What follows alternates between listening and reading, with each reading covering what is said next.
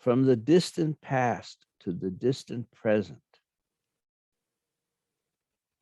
mountains have been the dwelling place of the great sages.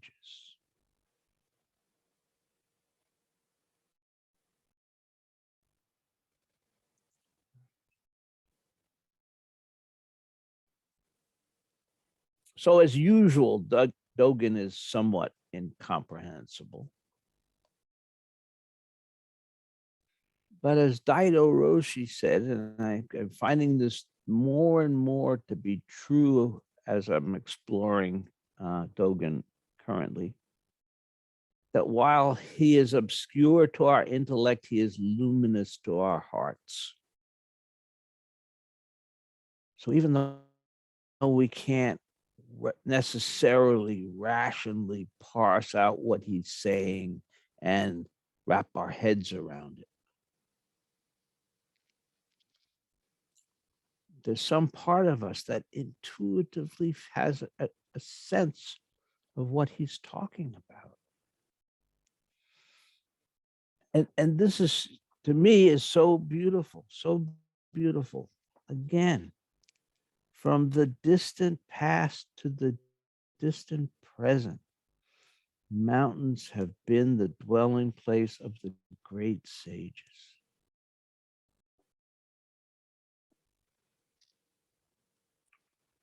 Well, he could be talking literally. I don't know, sometime back, I talked some about the among the white clouds, about the lives of the Chinese hermits, monks, living back in remote places in the mountains and living in huts and caves and practice Chan, or what we call Zen. So there's a sort of a way of understanding it literally. Those sages are back in the mountains today. But what about the distant past and the distant present? Really interesting, I think. I think what he's pointing us to is that all time is contained in this very moment.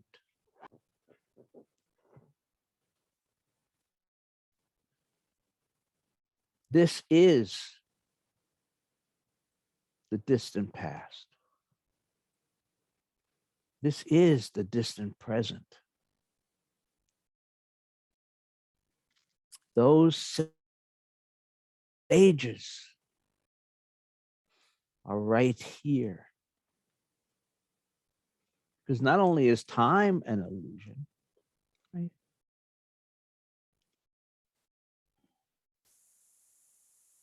Space is in a certain sense an illusion. Every place is right here, right now.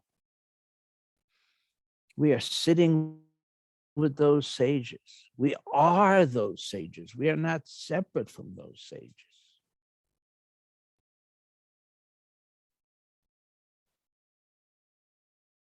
We are in those mountains.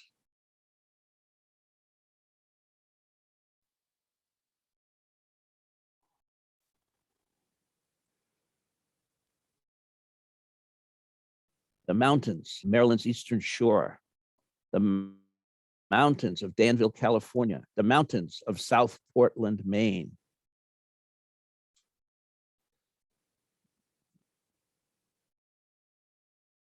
Deborah and Gary are really, or at least they can see some mountains, but the mountains, where are they? They're everywhere. Where are they? They're right here.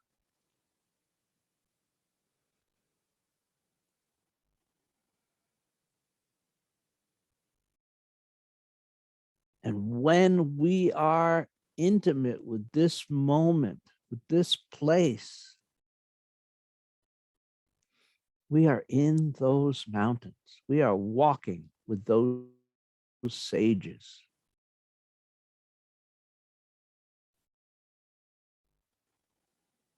And we are those sages.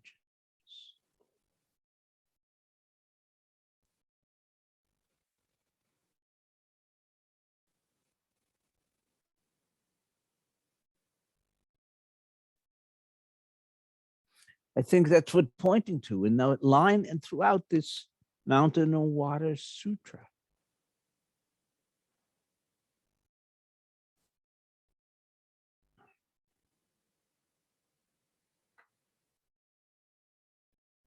We are constantly amidst the mountains and the waters.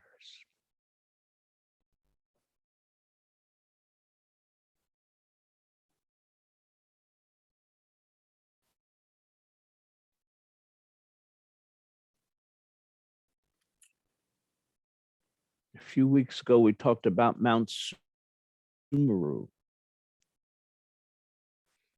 the mystical mountain at the heart of the world.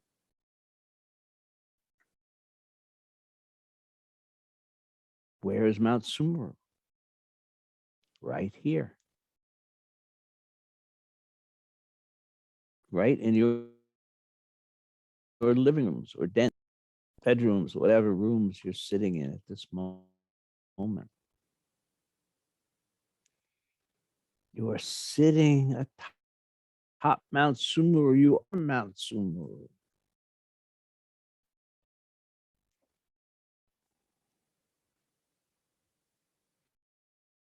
You are the actualization of the ancient Buddhas.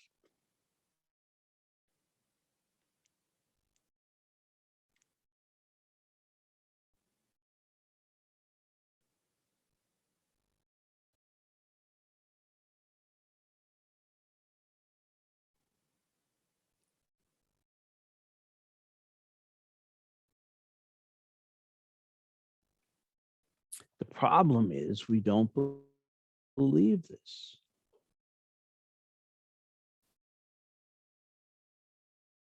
We don't see it. We don't feel it. And we therefore question. Spiritual truth is someplace else.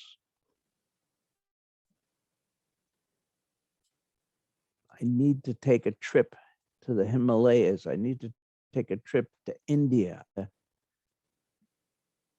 take a trip to Zen Center of Los Angeles, wherever I am. Can't possibly be the place of realization, the ancient Buddhas, the place of the great mountains. And so we constantly search. We constantly think we need to be someplace, constantly think we need to do something else, something different.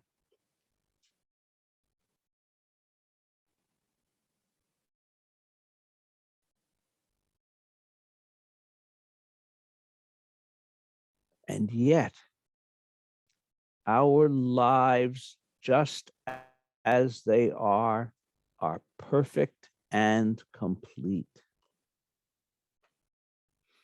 Perfect and complete. Nothing is missing, nothing is lacking. And yet we search for perfection and completeness.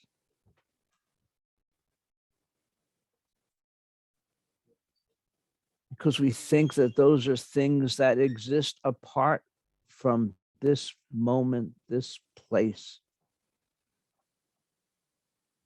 this being that we are right now.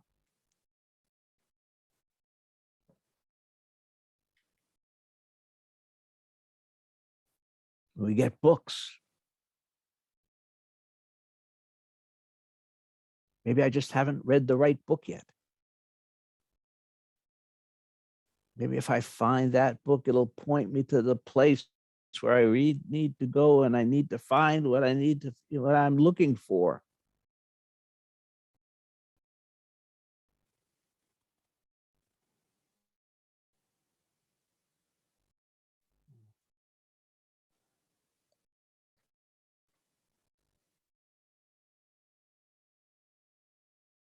There was a time in my life as a man when I did a lot of spiritual searching. And I was reading all the books. I read Zen books, I read Jewish books, I read Christian books, I read Muslim books. I was reading all these books because I thought, if I find the right book, it'll show me the way. It'll show me the truth.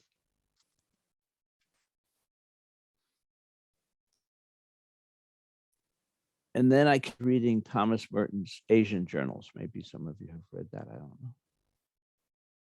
And in there, Merton wrote those while he was traveling in Asia shortly before his death. And in there, he talks about a Buddhist teacher that he met while he was in India, a Tibetan, Trungpa Rinpoche. And he said, okay, he said, well, Trungpa Rinpoche has founded a center in Vermont. And I lived in Vermont. So I thought, great. I'll go find Trungpa Rinpoche's center because Merton told me that Rinpoche is really a spiritual teacher. And I'd like to find a true spiritual teacher. So I went trotting over to, at that time, the place was called Karma Choling. I mean, it's still called Karma Choling today. It had previously been the tail of the tiger when it was founded. And I went there and I said, I'd like to learn about meditation. I'd like to learn about spiritual practice. And they said, well, there's, we we have an affiliate right in the town you're living in. That's where you need to go to learn. So I went back, I went there. And they gave me my first basic meditation instruction.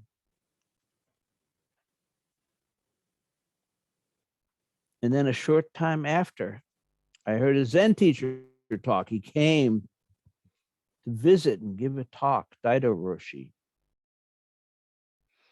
And I was so moved by his talk. I thought, now the Tibetans like a little too flashy. They've got all those red and yellow cushions, pretty, and different dragons, and demons, And I like these Zen people. They've got black stuff. They've got black cushions. So I ran to New York State to sit with Daido's group there. I went to what they called what do they call it? I guess it was just introductory to Zen weekend or something like that.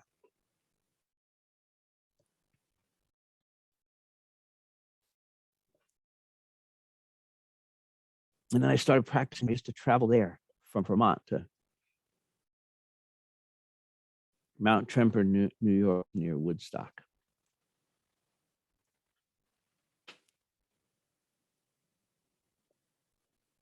All this while traveling to all these places, and everything that I needed was right at home.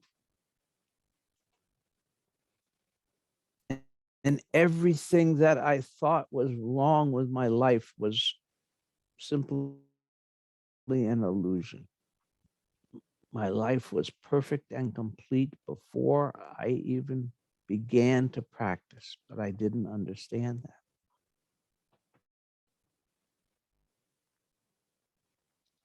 So we go on these journeys, right?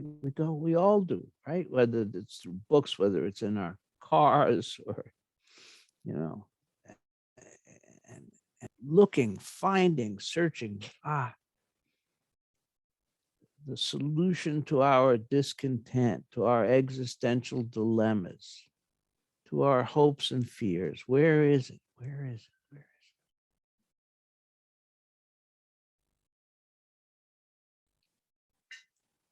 it? And it was always right there.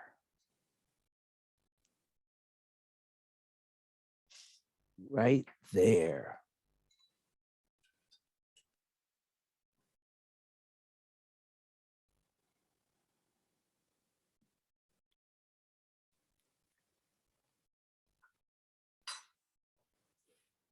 We just have to learn how to love. It's not unique to this spiritual tradition. You know, this is there's a Hasidic story that's essentially along the same theme. And I can't remember the details of it well, but it starts with a man who's living in a little village in a little shtetl out in the sticks in Poland. And he has a dream. And the dream is that there's a great treasure buried in the yard in the city. I don't know what city, Gdansk, someplace like that in Poland. And so he figures he's going to go there and dig up the treasure. And he goes there. And he's digging and he finds nothing. He's terribly disappointed. And just then the guy whose property it is comes over and says, "What are you doing?" He said, "Well, I had a dream that there was a treasure buried here. But, you know, alas, it was just a foolish dream." The guy says, "That's really funny. I had a dream that there's a treasure buried in the yard of this guy in this little shtetl out in the sticks." And he goes, "Oh, that's me. I'm that guy." And he goes home and he digs in his yard, and the treasure was there all.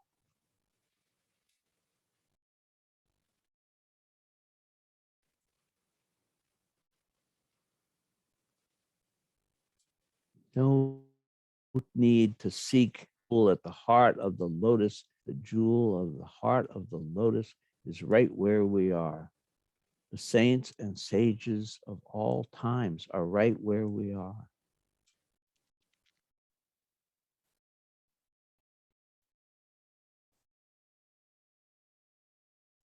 We just have to open our hearts and allow ourselves to realize.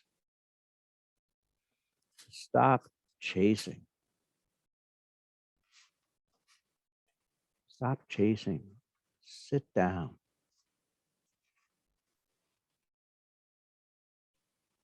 And connect intimately with what we have in this very moment, in this very place. Thank you.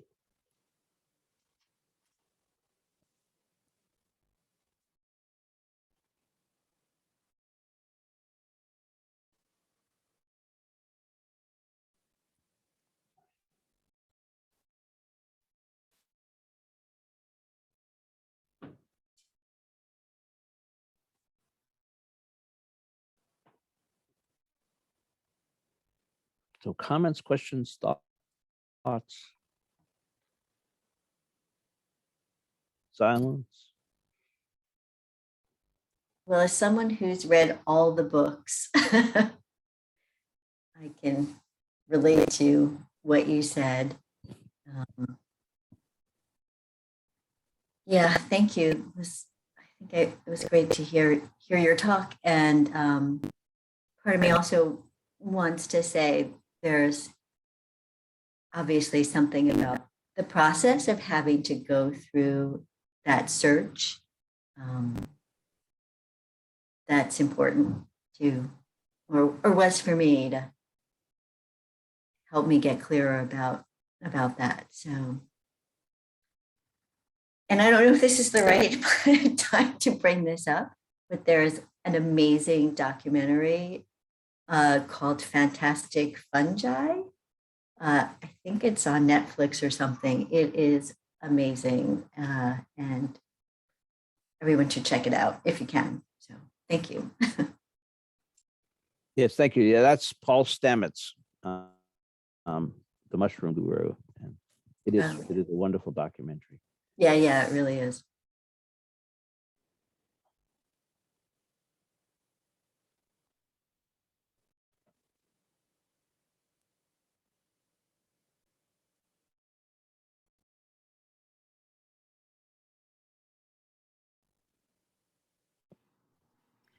So, So Peter, I have a question. You are reading Dogen's Mountains and Waters. How does that reading fit with the concept of just everything is right here? You don't need to read to find that. I didn't say we don't need to read. I said we don't need to read to find it. Yes. To find it. You know what I've talked about before. I'm not anti-reading. All right, not anti very much these days. But anyway, you see, this is the book, right? But I've talked about it. I think reading can do some wonderful things for us, right? I mean, you know, it can help us understand history. It can understand context. It can, you know, Dogen's imagery is beautiful, and it's one, you know, kind of it's poetic. So there's many things that we can derive from reading, but realization is not one of them. So reading can enhance being here and comprehending that we are only here, rather than be a source of finding something. Yes, I mean, it can, again, literally in a geographical sense, like it was for me with finding from Merton to Trumper-Rinpoche to, you know, but I don't believe there's anybody who's ever written a book that can help us realize ourselves. If anything, I think books pull us away from it. They get us thinking and analyzing and, you know, copying, you know, trying to replicate what someone did.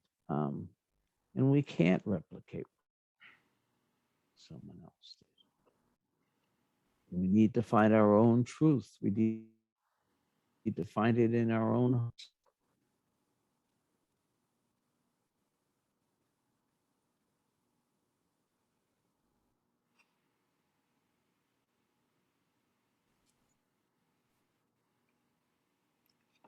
Thank you.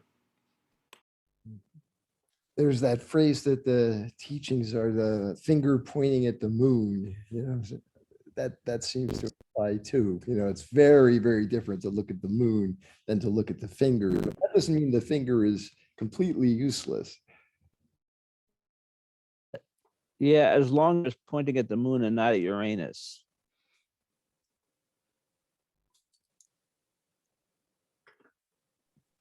I guess I have maybe a slightly different way of thinking about reading in books and realization and answers. I mean, I certainly agree that, a book is not going to hold an answer for an individual out there. But maybe this follows a bit with what Vera is saying. I mean, in some ways, really realizing what we have right here in our own experience, in our own realm, in some ways is informed by our greater life experience, the journeys that we are on and the places we go and the things that our senses perceive. And I would put encounters with other people and with their writings and with their readings as part, just one part of sort of overall our life experience. I mean, I think for me to appreciate what you're saying this morning, which I do so much, I feel like some of the meandering I've done and some of the reading I've done and the way that it sat with me and what it's sort of brought up for me has been part of the broader experience that helped your words resonate so deeply with me this morning, if that makes any sense. Yeah, it does. I think that the story goes right to what you and Vera are talking about. he wouldn't have found the treasure in his own backyard if he didn't make the trip to Gdansk, to look at the guy's backyard and realize, that it wasn't there, and then being told, I know where it is, it's back. So yeah, I think we all do go on that, and I'm not, I don't know, I'm not suggesting that we shouldn't. Maybe we have to, but sooner or later, we need to realize what we were looking for, that we never didn't have what we were looking for, that we had it all along.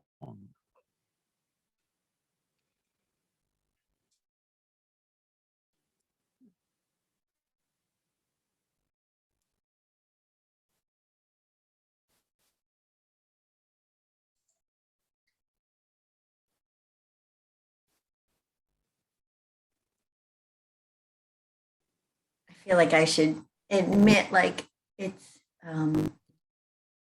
like, even when you, like, I don't know, I guess I feel like I realize that, and then I forget it, and then I realize it and I forget it. And I was going to say something else, but now it just slipped my mind. I just forgot it.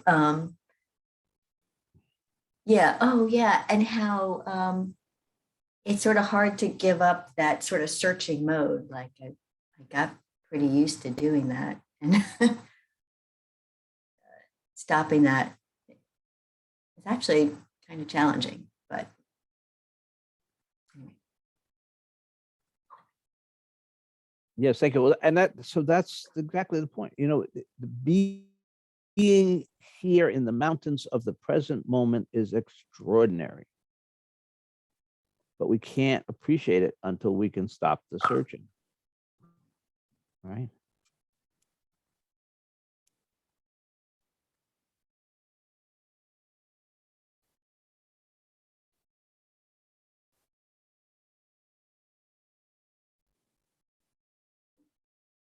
This is nothing new. This used to go on in China. Had the Chan travelers, who used to go from monastery around the countryside, and every time they'd hear, Nanchuan's giving fantastic talks, off they'd trot to Nanchuan, because Nanchuan's talks are gonna, bring us civilization.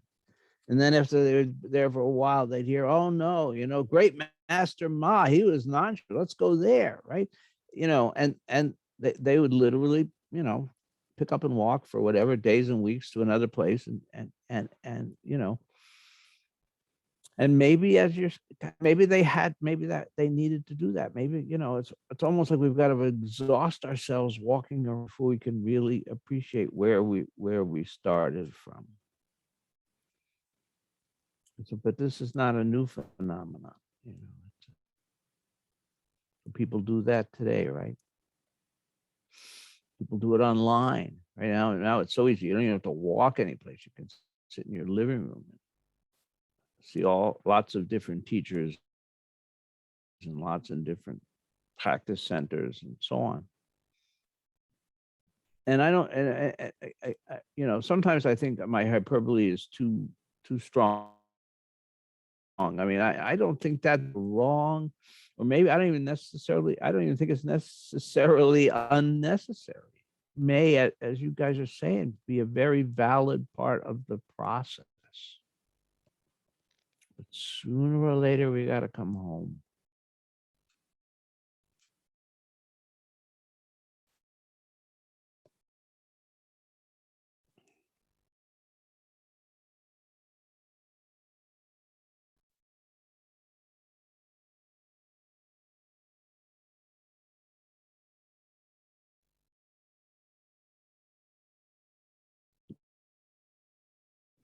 Nirvana is right here. This very land, this very body, the Buddha.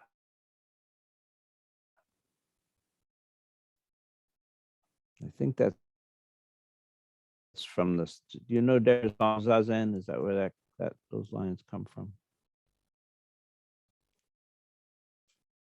Yeah, Okay. I think it is Haku and Zenji, the Song of Zazen. It's in the treetop liturgy.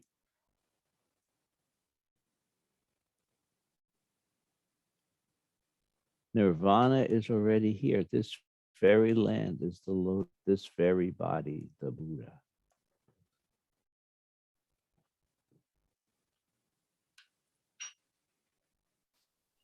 I would just add, as you were talking, I was thinking how much why Zazen itself is the practice for all of our life, because isn't that so much of what our experience in Zazen is noticing, that we've gone somewhere and then bringing ourselves back to this perfect present moment. And yeah, I mean, it's not a one-time thing, right? It happens over and over again. And that realization that we have a yearning to wander, a yearning to search, and then reminding ourselves. So again, my being on the cushion is practice, perfect practice for all of our lives, the whole of our life. Thank you for saying that. Yeah, Zazen is the tool. Zazen brings us home.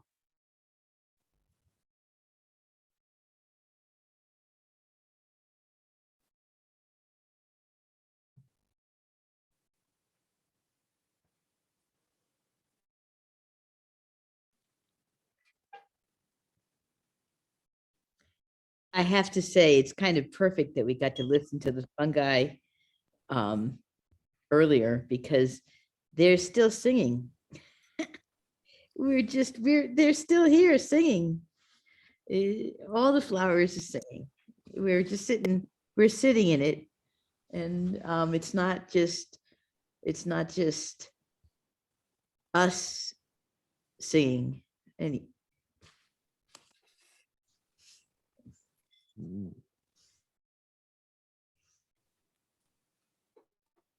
Yeah, that plant wave device, you can hook it up to any plants. You can hook it up to all the plants and hear the symphony that's going on around you. I wonder if you ever hear them complain, water me, water me. I'll sing if you water me. Yeah. Yeah. What are you thinking? No, I think It'd be an interesting experiment, start that's the starving some plants. That's the problem. That's the human dilemma. We decided we're going to freaking starve the plants and then stick electrodes in them and see what they say. But it's not the only way to play.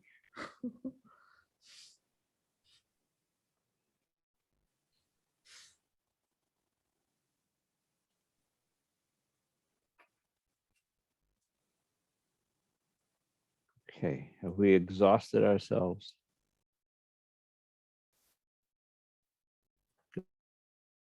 Good. Okay.